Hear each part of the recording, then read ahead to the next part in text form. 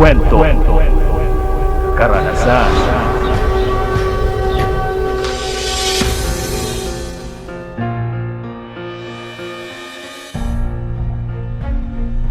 sabi nila, ang mga bata ay hindi marunong magsinungaling at pawang katotohanan lamang ang mga lumalabas sa bibig nila. Magandang gabi, Sir Joko. Ako nga pala si Ronnie, 27 years old at binata pa. Meron akong pamangkin na tawagin na lang natin sa pangalang Janjan. 4 na taong gulang pa lamang. Anak siya ng panganay kong kapatid na si Kuya Ren. Sa Malabon nakatira sina Kuya Ren at asawa nitong si Ate Minda, habang ako naman ay nasa Cavite. Masasabi kong makulit pero napakabait na bata ni Janjan. Natural lamang sa kanya ang pagiging palatanong, kung kaya aakalain mong napakakulit na bata nito. Mag-aalas 3 na ng hapon nang biglang mag-ring ang cellphone ko.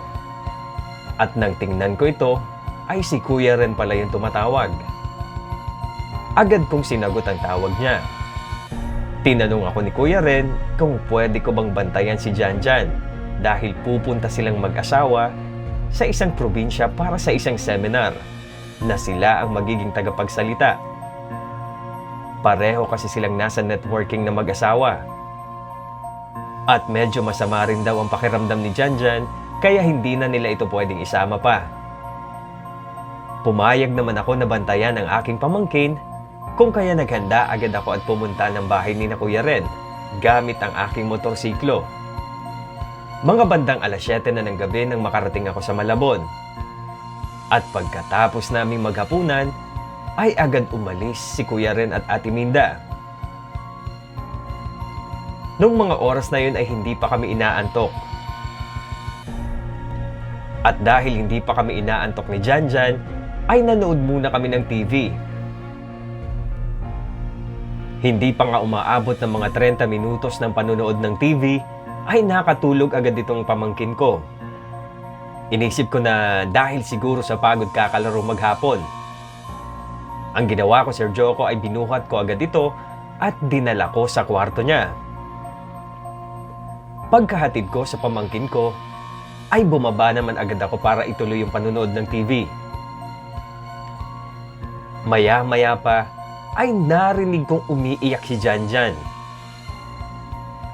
Agad ako napabalikwas at tumayo sa aking kinauupuan. Mabilis ko siyang pinuntahan sa kwarto niya. Pagbukas ko ng pinto, ay kitang-kita ko yung itim na usok na hugis matanda.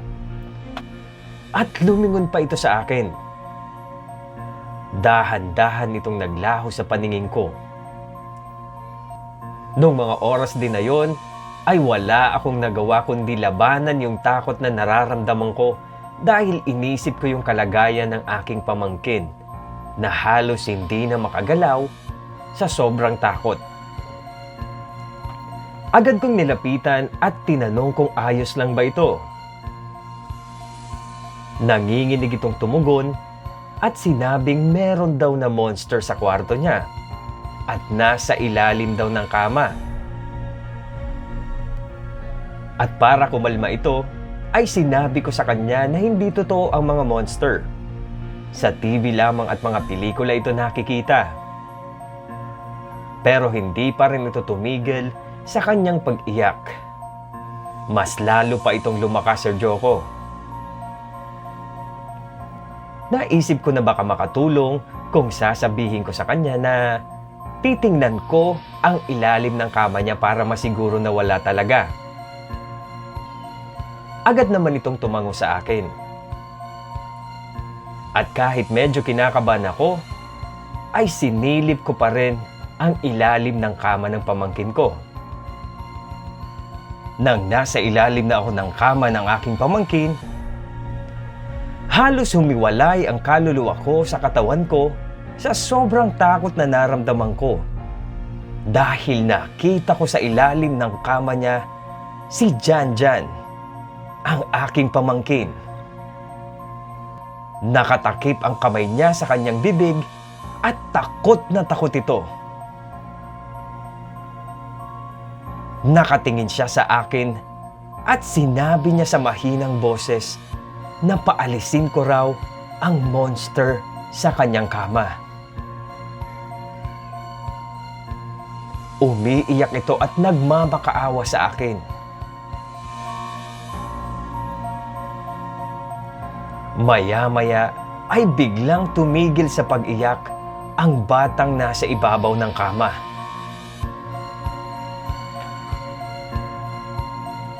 Napamura ako sa sobrang kilabot na gumapang sa buo kong pagkatao. Nagtaasan na ata lahat ng balahibo ko sa aking katawan, Sir Joko. At halos himatayin na ako sa mga oras na yon. Hindi ko alam kung ano ang gagawin ko.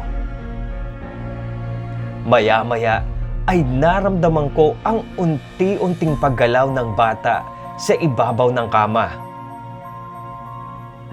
Para bang bababa ito at pupunta sa pwesto namin ng aking pamangkin. Halos maihina ako sa sobrang takot nang tumigil ang paggalaw ng kama. Hinimatay ako sa sobrang sindak nang may biglang yumapos sa aking likuran nang napakahigpit. Pagkatapos ng pangyayaring yon, ay hindi ko na alam pa ang mga sumunod. Nawalan pala ako ng malay, Sir Joko. At pagkising ko, ay nando na si Ate Minda at Kuya Ren. Karga-karga si Janjan. Agad naman ako nagpaalam sa mag-asawa na uuwi na ako dahil ang mga oras na yon ay sobrang takot pa rin ang nararamdaman ko.